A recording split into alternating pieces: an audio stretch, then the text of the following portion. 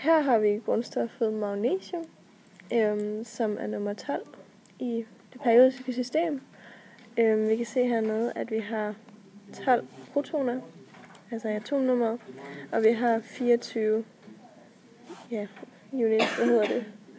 Ja, men i hvert fald i atommassen. Derfor kan vi så regne os frem til, at vi har 12 neutroner, og derved også 12 elektroner, da vi har 12 protoner. Magnesium ligger i hovedgruppe 2, og har derfor 2 elektroner i yderste skal, mens den ligger i periode 3, og derfor har 3 elektronskaller. Her kan vi så se en tegning over magnesiumkernen med 2 elektroner i den inderste skal, og 8 elektroner i den næstinderste skal, og 2 elektroner i den yderste, der ligger i hovedgruppe 2. Herover kan vi regne os frem til, hvor mange elektroner der maksimalt kan være i de forskellige skaller, med ligningen Rn er lige med 2 gange n i anden. Ja.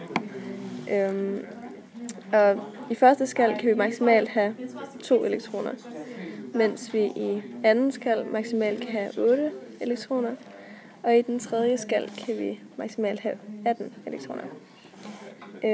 I det her tilfælde har vi kun 2 elektroner i yderste skal. Den ligger i hovedgruppe 2. Og når vi så regner elektrontallet sammen, så passer det med, at protontallet er 12, og elektrontallet også er 12. Yes. Amen.